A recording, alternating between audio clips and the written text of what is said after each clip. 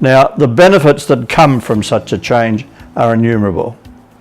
One of the things it will do is have 80% of our population on the eastern seaboard in the one time zone forever.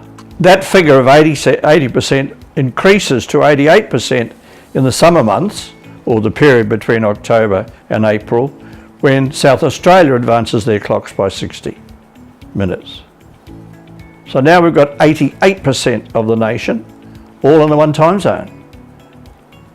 Now the TV channels, the radio networks would love that, because at the moment they're not very keen on daylight saving, because people outside in those hours when the 6 o'clock news on is not what they're after. That's their prime time. There are 11 million people, nearly 11 million people living in the sector between Yeppoon and Wollongong, and as far west as Goondiwindi and Tamworth.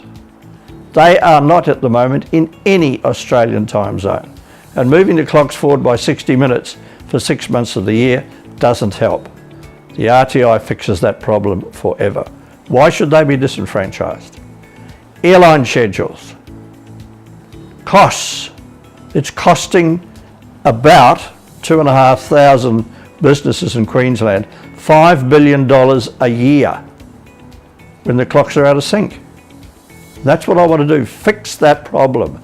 Put the clocks in sync so that doesn't happen. For instance, a person goes into the spare parts department at a franchise somewhere in Queensland to get a part for his $1 million rig that he's got parked outside. They can't get it up from Sydney that night. You don't have to have every part in your stocks in Queensland. You can fly them up overnight from the south.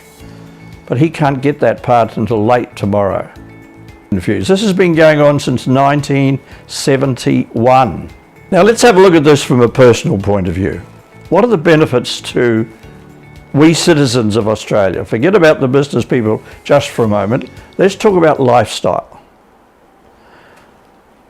I don't like daylight saving for the simple reason that it only lasts for a part of the year.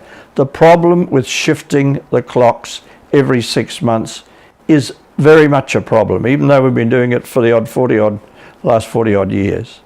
That is the problem that most people, they're still asking questions. What about the folk at the New South Wales Queensland border? The elderly folk get confused when they have medical appointments, or whatever it might be, from one side of the border to the other.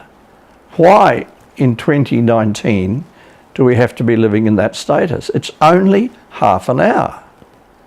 Surely we can all think of experiences we've had where this would make life that much easier. As people said to me not so long ago, what we are doing now is just not working. Eastern Australia cannot afford the current version of daylight saving time. It is irrelevant, confusing and obsolete. It just isn't working. There is a better model, and it is clearly explained in this proposal. The list of benefits is extensive. No doubt you have had situations that have been confusing, frustrating or even worse. We would like to hear your stories.